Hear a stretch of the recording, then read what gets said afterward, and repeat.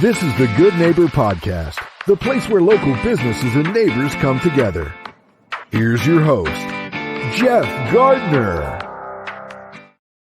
Welcome to another episode of the Good Neighbor Podcast. Today we have another good neighbor on, Elyse Tucker with Soulful Collective. Elyse, welcome to the show. Hi, so excited to be here. Yeah, I'm very much looking forward to it as well. We know you have a podcast, so I'm looking to learn a few things. I know a little bit about your business, but let's get right into it. What is the Soulful Collective? So essentially, it is business coaching, but in a non-traditional sense. So when I work with clients, we're working through mindset, energetics. I actually kind of use human design and different modalities to kind of help clients get unstuck, work through sales, social media, and those inner blocks from taking us to the next step. Because I feel as business owners, we can do all this things online, but then we kind of hit a wall or a block, and that's kind of where I come in. And some people call me the woo-woo coach, but I'll do a little bit of manifestation, mindset, but it really does work. And that's kind of what I do on a general sense. Okay. I need to peel the layers back a little bit more. I have my questions. So is it mainly social media and the online presence that you help businesses with, or it goes beyond that? Decision making, you said sales. So if a little backstory with human design. So my design type is a manifesting generator. So when I figured this out 2 years ago, it made so much sense of how my brain works. I have multiple pathways for clients to work with me. So we have one-on-one. I have a mastermind that I run. I also run retreats. I do Reiki. So I have different avenues that people come into my world. Most of the time, an introductory into my world is me doing a human design reading for you, understanding yourself more, how you show up, how you make decisions, and just kind of like what your true gifts are, and going into that. So you can use human design into sales. You can use it into social media. And I don't really think about what I'm posting or doing because it's all in alignment. And I'm kind of doing that for my clients as well. And you said you help clients work through blockages. Yes? Yes. What would you say is the most common, from your experience, blockage for us entrepreneurs? Mindset. It's a huge one. I'm doing a couple talks on that coming up, and I did one in the past, but it's literally an internal belief like, oh, look what so-and-so's doing, or I can't do that. And it's that immediate, those words too. So that's something that I just actually did with my mastermind clients as we worked on our shadows. There's 12 different archetypes, and it can be like an internal thing where you can be showing up, doing all the right things, and then you hit a block and you won't be able to go to that next step without working on that. And a lot of times people will just be like, I don't know what's wrong. I can't do this. I can't hit that next step, but it's literally a lot of the internal work. I love that. So self-limiting beliefs, fixed mindsets versus growth mindset. You find that a lot of humans in general, entrepreneurs or not, have those self-limiting beliefs. So we are our own obstacles, essentially. Yes. Well, it's crazy because I also run a networking group as well. And I'll have these people come into my world and different business owners. And you think from the outside, they're killing it and they're doing all these things and they're showing up. But then when you are behind the scenes with them, they're like, oh, I wish I was doing this, or, oh, I'm not confident, or I'm not making enough sales, I'm not doing this. And I'm like, you're already limiting yourself by using those words. So that's one thing that we talked about in the shadow work. Like, I don't say no, don't, can't. I never say I can't afford it, can't, like I'm broke, or any of those things. That's a self-limiting belief. You're not gonna be able to manifest that next level. So taking that out and flipping it immediately so that you can bring in all that abundance and keep going and hitting that next level. Do you know what I mean? I think I do. It reminds me of a mentor very close to me. She taught me that we build things twice, once in our mind and then once in reality, good or bad.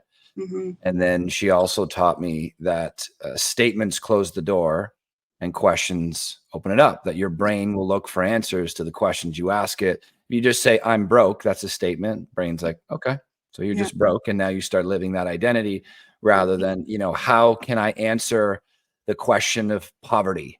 You'll start thinking of it that way. So that's essentially what you're talking about, is how we interact with ourselves with that internal roommate, essentially. Yeah. And if you say those words, like I'm broke, you're immediately closing that door. So you will not even see what's the potential of opportunities out there.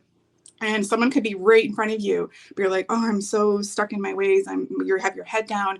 And it's literally like someone could be right here and you're just not, you know what I mean? Like you're just so laser focused on staying in like stuck. And that's all we do. And then how can you go up? How can you scale? How can you grow when you have that mindset? That is the question to life, is it not? I think, as far as my understanding of it so far, is that I don't think anybody's died and said, I have maxed out being a human. I have maxed out the potential of my mind. So to me, as far as I'm aware, our minds are pretty limitless. Mm-hmm. And it's working our way through that maze, trying to figure out how we internalize reality and how we interpret it. And then how we communicate with ourselves, essentially to, as you said, kind of manifest out in reality what we're thinking about internally. So I love that you do that work. It's been so impactful on my life. I don't know if we talked when we were at the event last week about this, but psychology, philosophy, those are the two cornerstones to my life. And both of them have been extremely impactful, certainly on the counseling addictions facility side that I do on the weekend. It's kind of my way of getting that deep sense of fulfillment in my life, but also giving back to the community.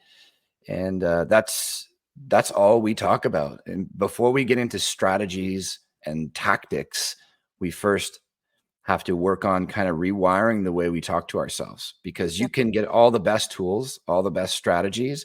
If the first thing you say to yourself is, I can't do these things, and tactics and strategies don't really matter, it's really kind of rewiring that foundation that our identity is kind of built on in many cases, which has been the most life-changing work that I've embraced, certainly, is how am I talking to myself?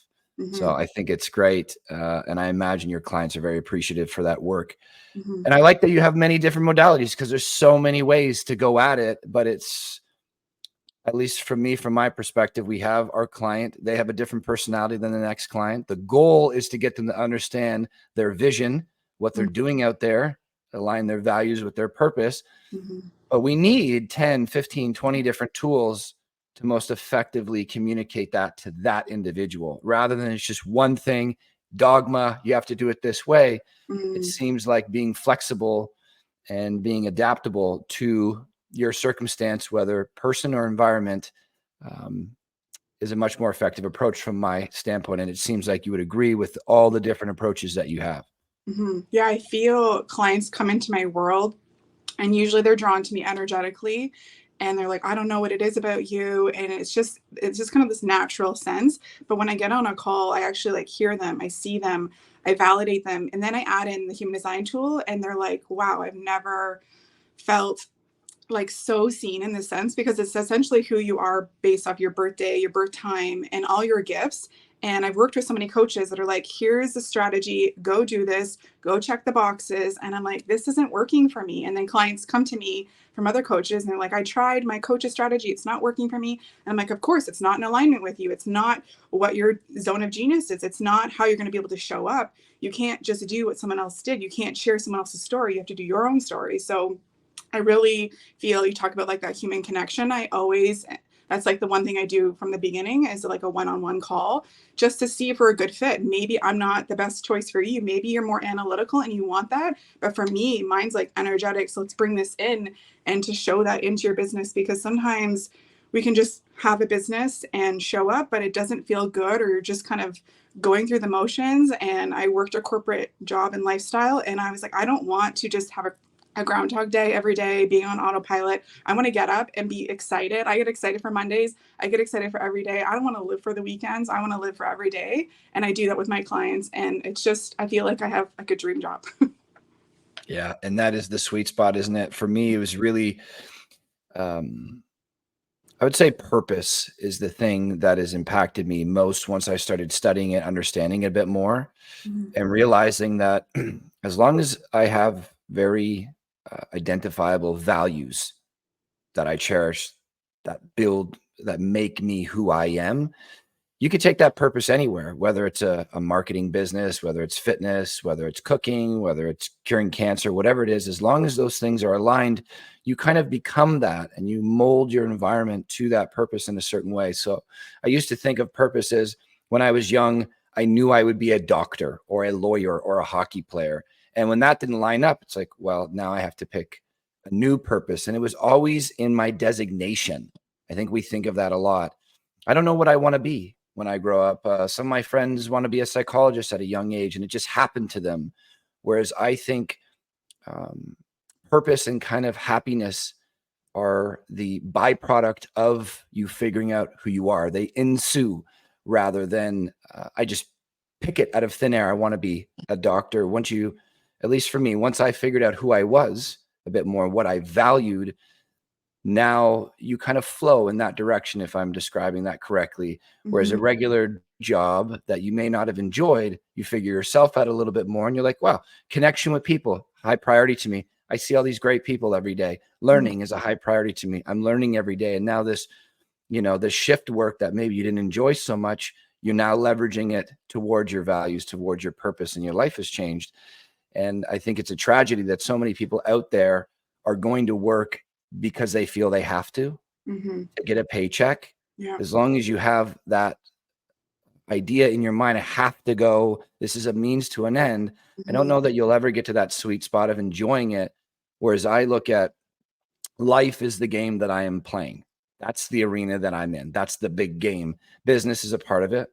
Love life is a part of it. Wealth is a part of it. Relationships, health, they're all of a part of those things. But if I figure out how I want to live my life, I can flow through each one of those categories and subcategories in aligned with who I want to be. I can leverage my business to become a better version of myself, my health, et cetera, et cetera. It's a magical thing for me. I look at purpose as kind of the foundation of who you want to be in life when you know exactly to a certain extent. I lose you? No, we're good. On and off. Okay. If you have that foundation to a certain extent, you can really kind of create the life you want for yourself, regardless of where you are. Whereas these external factors that are out of our control, sometimes we blame on those external factors. I am this way because of that. Yes. When you have yourself dialed in to the point of, I know who I want to be, I know how I want to show up in this moment, essentially, I know who I want to be in this moment, then those external factors mean much less and can often, if they're obstacles, can often be used as an opportunity to grow even more. So I love that you're doing that. We are on question 1 of 9. So I should probably get I to kind of number knew 2. this was going to happen. Yeah. I could probably talk to you all afternoon. But what I'm really curious about, amongst many other things, is you sound like a person that has done a lot of work on yourself. Yes. From the counseling side of thing and my coaching side of thing. I've put a lot of work into myself, and character leaves clues. So you start to identify these traits in other people. My guess would be that you butted up against something in life where it found it to be a necessity to do this work on yourself, develop those skills, and now you use those to help other people. But I want to hear the story of what actually led you to this place, especially being in the corporate world before. What made you pivot so much? Okay, there was multiple factors. Essentially, I think too, most of it kind of happened in COVID, but I think like the turning point was I was working, and I've shared this on my podcast too, but I remember vividly working at my corporate office 9 to 5. I would commute to Toronto from Barrie. And so you're leaving at like 5 a.m. You get home at 6 p.m. and then you're like exhausted. You have no life. And I kind of did that. And I was on like the Groundhog Day, the autopilot, and everyone's like, oh, this is your dream job. This is your life. And I was so unhappy. I had 1 month where I had 21 migraines in 1 month and started having panic attacks. I was in an unhealthy relationship at the time. And I just was like, what is going on? So I essentially left that career. And then as I got older, I kind of started pivoting into like the education world. It's kind of what I went to school for originally. And then with COVID, it was like, I really just had this like aha moment. I read the book Untamed by Glennon Doyle. I'm like a big personal development junkie. I literally am always reading, or always learning and growing. I feel like I'm always that student. And also at that time too, we were doing a lot of therapy in that relationship that I was in. And I just read a point where she was talking about like the tiger in the cage. And I was like, I feel like that. I feel like I'm locked up. Obviously, COVID didn't help. But I was like, this is not what I want for my life. This is not who I want to be. And I just was like, I want to do something different. So I started doing, I also have another business that I run local markets. And all the small business owners were coming to me asking about like social media and doing things. So I started courses and then coaching kind of part-time on the side. And then I thought, oh my God, I love this. This is so exciting. It's so, you get to change it up every day. Like not every day is going to be the same. And then I kind of just went all in and it just happened. And it was obviously there were many points in the story, but I left the unhealthy relationship, dove really hard into therapy. Like I tell people all the time, like therapy is like your biggest tool. My clients are like, you're like a therapist for my business. And I'm like, okay, but also do regular therapy too. And yeah, there's just so many pieces in like my story that led me to where I am now, but I've done so much work. And this is one thing I see all the time with business owners is they've hit a block and I'm like, you got to do this stuff in here if you want to hit that next level or that next step. And they're like, oh, I'll just go and buy this course. I'll go just do this thing or I'll do this latest trend. And I'm like, it's inside you got to work on. And I'm sure you can relate to that. But yeah, that was just, there were so many pieces in my story that are like, this isn't me. This isn't how I want to show up. This doesn't feel in alignment. And I just was like, I don't want to live a life where I just live for the weekends. I love Mondays now, but you know what I mean? Like that whole process. I love it. I wish more people, to a certain extent, I don't like using general statements and painting all people with the same broad strokes. But Some it people does do some things. Yeah, but it does seem like from my experience that we focus so much our attention on externals and not the internal work. And it seems like that is what gets neglected. Mm-hmm. And I also would argue that people don't like being uncomfortable. Mm. We like our comfort. And internally, that's that. If you've let it get to that point, that internal hell, in some cases, we don't want to face that shame, embarrassment, ridicule, how we think about ourselves, how we devalue ourselves. But that really has been, if someone were to ask me, do you enjoy your life today? Absolutely. I love it. I feel more motivated and fueled than I ever have. Why? Because I've spent so much time internally. So that's what I want to ask you. You really seem like you're enjoying what you do, which if somebody asks you, is that the goal for life? I would say, yeah, you're here for a short time. If you can enjoy more moments than not, I think you're doing pretty good. What is it that led you to a life of such fulfillment, such enjoyment, to enjoy Mondays, to get excited about that day to day when so many of us don't? We're hoping for that future day rather than living now. What do you think it is? Are you a meditator? You a cold plunger? Is it therapy? Give us the goods, Elyse. Yeah. You cold plunge? I haven't lately, but I do. Awesome. I'll go to like the spa with friends and they're like, how are you in there so long? I'm like, this is so good for your nervous system. My goal is to get one of them one day for my home, but not there yet. But no, I use a big man-sized garbage can, so you know. there you go. It. You can use super anything. easy. I think it was just hitting that rock bottom point in the corporate world, in the relationship. And I just was like, I don't want this to be my life. And, life can be so good, but it can be so hard. But I think it really just like opened up my eyes. And there were so many therapy sessions too, that I was like, I'm like what you talked about, blaming ourselves or blaming someone else and not ever taking responsibility. So now when I see things, I'm like, okay, someone's got to do that therapy. Someone's got to do that inner work. But I think it was just hitting that rock bottom and starting to like work through things. I actually gave up alcohol last year because I just wanted to have like a clear mind, a clear, just feeling better, because I remember having like 2 glasses of red wine and then next day feeling like garbage. And I was going through some stuff and I was like, I can't even focus on this. And then what's wild is the backlash of like when you start doing these things like meditation, cold plunge, no alcohol. People are like, what's wrong with you? Why do you do that? And I'm just like, it's just my own choice. It doesn't mean you can't. And there's no there's no judgment there. It's just that I wanted to be the most clear-minded and just work on myself and do all these things. And I feel like it adds up every day. Like where I just, like this morning I went to the gym, I feel great. And then it's just like little pieces adding in every day. And you just kind of, it's just you working on yourself every single day. And I don't really know how to explain it, but it's just, it feels really good. So a big part of that, though, of you enjoying your life as much as you do is because you've been working on yourself. Mm-hmm. Yeah. Whether it's through cognitive work, spiritual work, physical health work, Mm-hmm. all Mm-hmm. of it has led you to having a more joyful life. Yes. Well, I think there was multiple things. So it was therapy. I also went to this one retreat and had this like breakthrough breathwork session. And I remember pulling a card and she was like, "Oh, this is like fertility." And I was like, "Oh, I don't want like a child right now." And she was like, "No, this is like you rebirthing yourself or an idea or a business." And I think in that moment, it was me rebirthing myself, because I feel if I were to go back like 10 years ago, like me not drinking, me doing meditation, cold plunge, all these things, I'd be like, "What are you doing? Like, why aren't you going out and having fun?" And my version of fun is very different now, but I just felt like a calling that these things will help me just feel like myself and show up and be there for like my clients, but myself and my family. And yeah, it's just been, I don't know, it's just like a wholesome feeling. I love it. Mhm. I love it. Let's get into myths and misconceptions.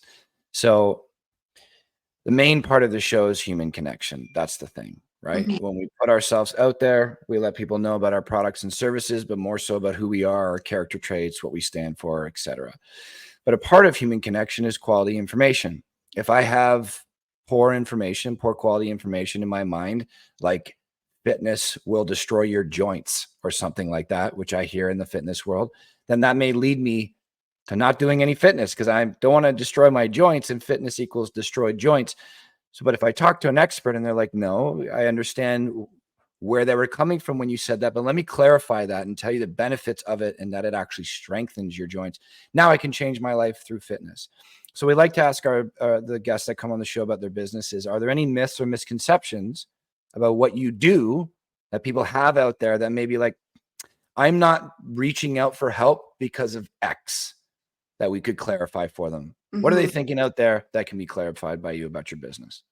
Ooh, so I think the biggest one is, yeah, there are many objections, but the one thing I hear all the time, because my work is a little bit more energetic, spiritual, um, but one thing I always hear is like, "Oh, we can't manifest everything, or you can't do all these things." And I think that's a myth. And I think I've actually manifested my home on the water, my income, my where I am right now in my life and where I'm going and my all the things that are happening, and people don't believe it. But I think once you kind of go through it and you're open to seeing that, then it can happen. But I think it's sometimes there's that block there, and or someone has told them something or a story they grew up with. I also think another huge myth is money. There's so many money mindsets of like, "Oh, I don't have the money for that," but then you just go and bought, like a whole shopping spree on Amazon, and it's like, well, you did have money, you just chose to have something tangible and quick, and that impulse buy, when we could be working on ourselves. Or, and that was another thing I think that flipped through my system too, is I now buy things that are not impulse buys, or it's like more of something a long term that's going to help me. And people don't realize that if you're going to invest in yourself, you're going to invest in your long term. If you're investing in clothes, sure, it's great for the next season, but how about you actually invest in yourself? Like, when was the last time you invested in yourself to take you to that next level, to learn from someone else? One of my mentors that I worked with through the manifestation course that I took with her, that was also a pivotal moment in my life where I was like, "Oh, I'm going to manifest all these things in my business." And I manifested actually leaving that relationship that kept blocking me, and I didn't realize it was happening.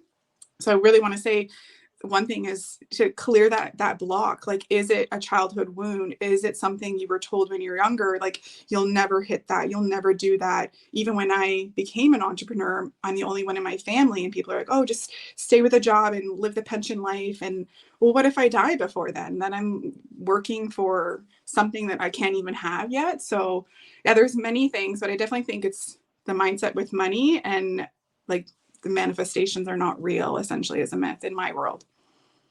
So I've taken a fairly deep dive into the world of manifestation. Mm-hmm. But I think there's a lot of people out there that hear it and think, as you said, woo woo. Like, am I supposed to say something in my mind and then it will come true? So practically, because I think there is practicality in manifestation, what is it? What is manifestation for the people out there? So it's really the act of believing, and there's steps to take. So when we're first doing it, it's okay, what are you actually trying to achieve? And then getting behind it and believing, like, are you worthy of it? Do you deserve this? Because if you say like, oh, I want to do this thing, and then immediately you're like, oh, I don't really deserve that, it's obviously not going to happen. So the first step is like saying it, writing it down, believing it, and then it's like actually telling people, like your safe space people. This is something actually I did a while ago. I was like, I'm going to manifest going on this solo trip, and I did it, and people are like, you're crazy, you're wild, you're going to want a trip by yourself. It was the best experience of my life, and I literally did it without everyone's negative opinions or blocks, and I could have let it got in my head. So then I just was so laser focused. And then the next piece is like showing up and taking that messy action. This is the step in the end that people miss. So for when I was trying to find like the dream home, is like driving in that neighborhood or being around like the things that you want. You have to start taking that like action there. So say you're trying to like manifest a dream soulmate, like, are you going to where they would show up? Are you acting as if they're already there with you? Are you living your best life? Are you home on the couch just like moping and being sad? Because that's not going to help you get there. And so there is that piece of like actually showing up and taking that action. And yeah, it looks woo woo and crazy and wild, but it works. And it's just one step, I think, that most people actually never even do. Yeah. So I'm glad you said that, because I think there are some people that, affirmations in the mirror, they just say it to themselves. And then once they leave the mirror, that part of their life is gone now. Whereas to me, when I hear manifestation, it's something that I create in my mind for my own reasons, something I want to be or want to achieve. And I have to make sure that I am convicted in that. Like if I say, I want to be a billionaire, and I start thinking of all the cool things that would come from being a billionaire, but it's just models and fast cars and homes, and there's no values rooted in it. It's all superficial based on other people's judgment or perception of me.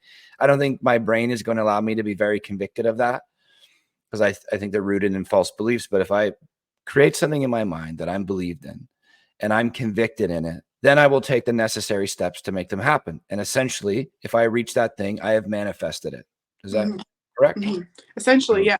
But you're right. If you just write something on a mirror and then you walk away and then you're like, oh, but I don't think I can do that. Or you tell someone and then they tell you, well, that's never going to happen. And you have to like ignore, you got to put those blinders on and ignore the outside noise, but then start doing that work. So if your goal is to be like a millionaire or billionaire, where are those people? Go to those rooms, hang out with them, be in those spaces, go in, take a course with them. And yeah, maybe a little bit of an investment, but you're actually in the room with people that think that way. And then you can start to like, it's even the same thing when I tell people to get into a mastermind, because the people in that community are going to like just up level you, because their mindset is also going to be there as well. So you want to just kind of hang out and be in those places. Or maybe if you can't be there yet, like, where are the places that they would go to the gym? What banks would they go to? Where are they going to grocery shop, or those kind of things? Or maybe they don't have that because they're billionaire and they don't need to, but think about where they would be and show up and be in those spaces, because your energy can like you can feel that aura, and you can just start to like get to understand them more and see how they got to where they are. Does creating that world for yourself, whatever it may be, does it have to be more potent than the potency of fear? So in other words, I have to want this thing more than I'm afraid of achieving it. If I let fear stop me, it won't happen. Like these gifts essentially are not easy to obtain. It must be stronger than your sense of fear to achieve these. You have to want it so bad that you like, it's a non-negotiable. And you have to like literally, like I said, like people will say things, and people say things to me all the time. I'm like, you're delusional. I'm like, whatever, it's happening. And you just have to kind of stay laser focused and keep doing it. And then when you hit that goal, they're like, wow, I watched you. And I was like, you could have come with me. You could have believed in yourself. But I think people, they have this story in their head or something they've created from when they're younger. And they're like, this is all that I'm going to be. This is what I've been told. And that's it. I'm really happy that you said that, because I think some people hear manifestation and think it's an easy No. route. It's like a cheat code to life. Mhm. There is an obsessiveness about wanting these lofty goals, believing that you deserve them, and then acting it out every day. For the millionaire out there, the billionaire out there, that amazing physical condition, that mind, that great love relationship, all of these things, these top tier things in our life, I think a lot of us would agree, are not given out for participation trophies. They're not given out easily. So I'm really happy that you put those things together. Manifestation takes a lot of work, And mentally out there in the world. yeah, and I would say one other thing too is that for a manifestation, we don't know the when or how it's going to happen. So if you're impatient and you want a dream soulmate tomorrow, sorry, it's not happening. You have to get laser focused on you, do your inner work, start doing those things for you. And it's the same as like a home. Like it took me 2 years before I found that place. And if I had given up, or if I had said, oh, I'm never going to get this, it's never going to happen, it won't. And so you do have to give yourself the time and the grace and keep going, falling through. And it can feel like forever, but then when you're there, you're like, oh my God, like this is like my life, this is what I manifested, this is like, it feels like not real at all, you know what I mean? Yeah, that acceptance in the path, like that Mm-hmm. faith in the path. I've planned these steps. These are the things I want. I know I'm on the right track, Mm-hmm. and it just takes the time it takes. I'm really glad you pointed that out for us, because yeah, I think people sometimes think manifestation, I'm just going to talk my way into this house being Mm-hmm. built in this dream place or this relationship. It's like, no, it's this combination of this internal work, this obsessive attitude, Mm-hmm. laser focused, and then daily actions and execution. Mm-hmm. Otherwise, it won't just be gifted to us. I appreciate you you sharing that with us. I think that's a really important point. Off of business a little bit, if we could dive into this for a short period of time, because yeah, I'm letting these conversations get away from us, which I thought I prepared for with you, but apparently not enough. I I kind of enjoyed it. told you this at the event. I Yeah, was like, you we're did. gonna go deep. You did, and I love it. What do you do for fun outside of work, Elyse? Ooh. Don't tell me work. That's what Oh no, everybody oh, no. says. I do lots of things for fun. I love like Muskoka, hiking, nature.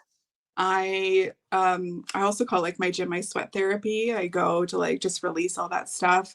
I'm a big like podcasts, like I said, podcasts. I'll do like the podcast walk, the summer walk or whatever you call it. Mhm. I also just love spending time with family and friends. In my human design, I have like a 4 in my chart, and I'm very much like human to human. I love just being with people. So even if it's like a random road trip, my girlfriend and I last week, we went up to Bracebridge, went on a hike, and that stuff just like gets me excited. I also love thrifting, weird little things, or just finding something. Yeah, just doing like the small things, like having your moment outside or going for that walk, or, you know what I mean? Just very basic things, but it's exciting for me. I also play soccer. I've been playing since I was 10 or 12. Our team is in the playoffs. We are going to be number one. I'm manifesting that right now. um, Yes. yeah. And yeah, I do a lot of other things. Love summertime is my jam. We live by the beach. So that's just where I'll be. I love it. So nature, sports, physical health, people. Mm-hmm. Yeah, there is something that ties those three together. If I get my body moving, feels good. You get those neurochemicals, those biological dump of different chemicals in the body to make you feel good. Mm-hmm. We get the connection with people, and then there is something about nature. I'm not Mm-hmm. quite sure what it is. Maybe It like human. calms our nervous system. Like you can be so anxious, overwhelmed, and you just go for a walk and you're like, wow, like I just feel it's like you get to see like another sense, right? You get to see things, you get to hear things, you get to feel things. And I just love like a good long like hour nature walk, podcast, music, whatever it is, or bike rides in summer too, really good too. I love it. Mhm. So we talk about hard things on the show. We talk about a handful of things, impact, purpose, mentorship, relationships, connection, hard things. The reason we talk about hard things as much as we do is because I believe that's where the growth is. If you want a Mhm. great relationship, it's going to be difficult. You want a Mhm. great business, it's going to be difficult. You want to learn more about yourself, I would say that's arguably the most difficult arena for a person to really delve into is your own mind, your soul, and all that. So I think that's where the growth comes from. Mhm. And I think when we don't get it right away, we now chalk it up as a failure and we don't want to let anybody know about it. And we want to just stuff it down. Mm. Don't share that because you could get ridiculed. You could be faced with other people's judgment.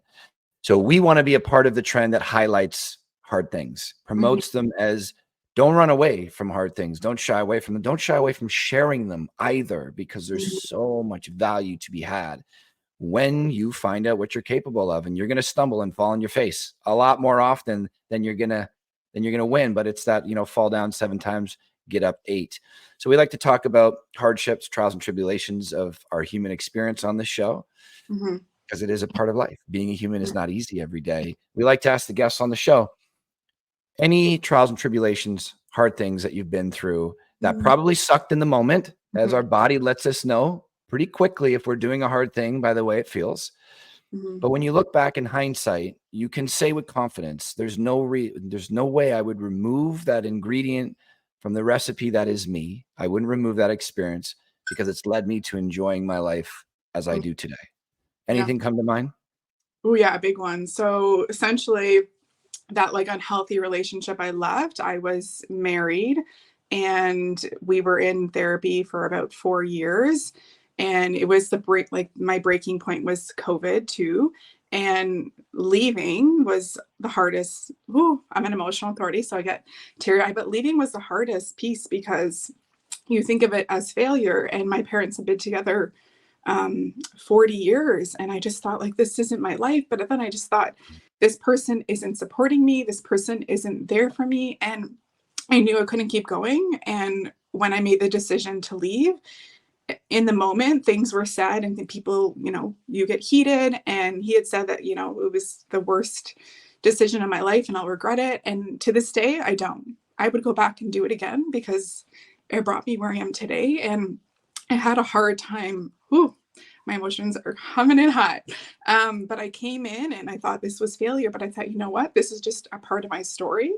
Um, to get me to where I am now. And I just feel like I'm grateful that happened and that I'm here. And yeah, and my one thing I learned in a retreat was like, you don't apologize for crying because emotions are a big thing. And then like press it into your skin because it's actually good for your face, which I thought the salt water from your tears. So that's a tip for you guys. Yeah, it's interesting thing. We wouldn't have tear ducts if we weren't meant to cry. I mean, you wouldn't apologize for going to the washroom or something, but for Mhm. some reason, it's a Mhm. thing about crying. Certainly, the more I learned about myself, the more I opened myself up to feel those feelings, and a lot of tears came along the way. And being that typical man as I was growing up, stuff your feelings down. It seemed like there Mhm. was about 25 years Mhm. of tears creeping up, where some of my friends were like, "Are you going through like a menopause or something like that? You're crying at every Disney movie."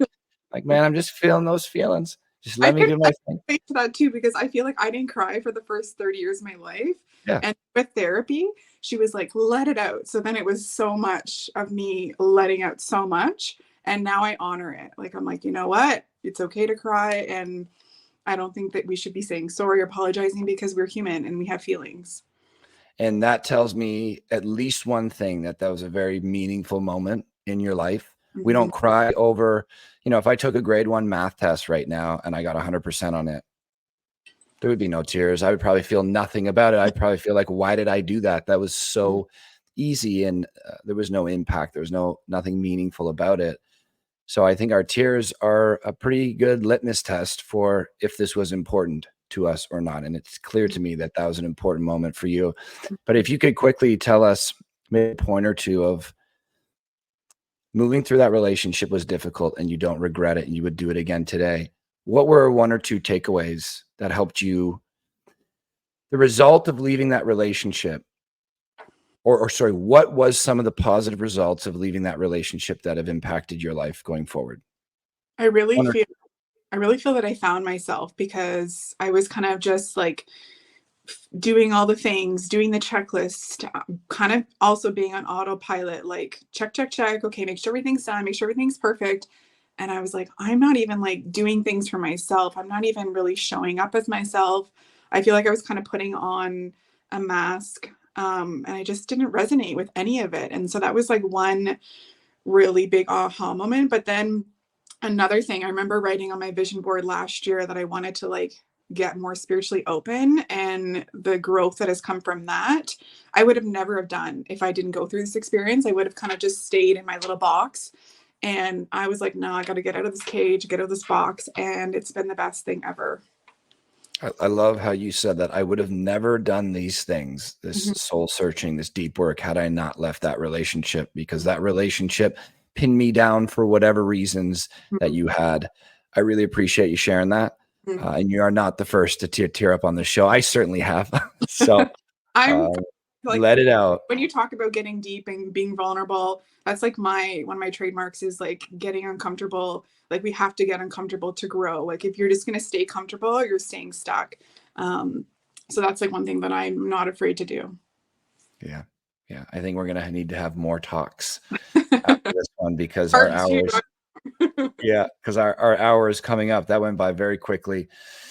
So, I'm going to skip a question because I think this question is more important. I leave this out of the questionnaire. This is one of my favorite things to talk about. It's one of my favorite things to study, is impact. I've sought out some great mentors. Mentorships is a huge part of my life, but I've been lucky to just bump into some.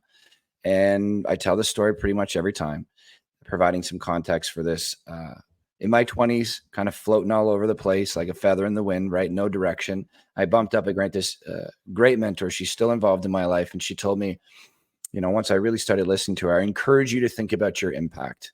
Up to this point, reflect on your life. What is the impact you had? Are you proud of it? Do you regret it?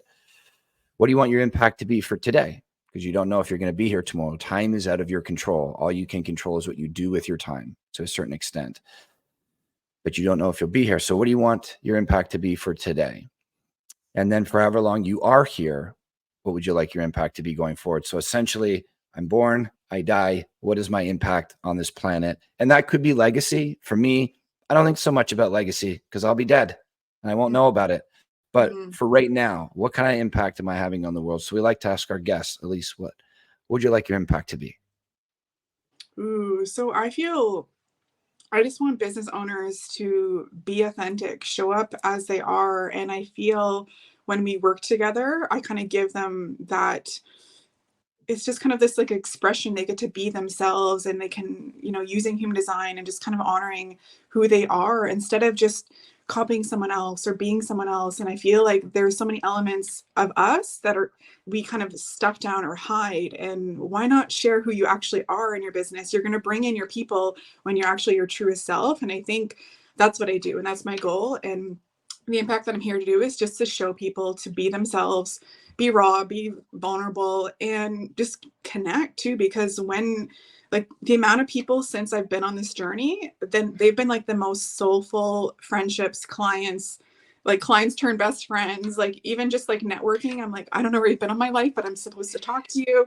And it's just like, I don't know. I just want that for everyone, and to like live for every day and live life to the fullest, and not for the weekends or not till you're 65 or for the vacation. Like just, you know what I mean? Just show up, be present, and be real in yourself. Dang. I love it. I like it. Love it. Mic drop right there. How can businesses and our audience find out more about you? Where do they go to find you, Elyse? Okay, so I usually connect with people through social media. So my Instagram is the Soulful and Social Coach, and I am actually just getting my website redesigned, and I'm so excited for it. It is the soulfulcollective.co, but this badass kind of version is coming through, and I'm kind of releasing all the other stuff, and it's going to be really epic. But yeah, just send me a message on Instagram or an email or through the website. I love just chatting in the DMs and getting to know you. Soulful Collective people, talk to Elyse. She'll get you aligned with your values and that internal dialogue get going. Elyse, it was a pleasure. It really was a pleasure talking to you. We definitely need to do this again because I feel like I've just scratched the surface here. Yeah. But thank you for coming on the show. Thank you for having me. Absolutely. You have a wonderful day. You too. Thank you for listening to the Good Neighbor Podcast Midhurst. To nominate your favorite local businesses to be featured on the show, go to gnpmidhurst.com. That's gnpmidhurst.com or call 705-413-3775.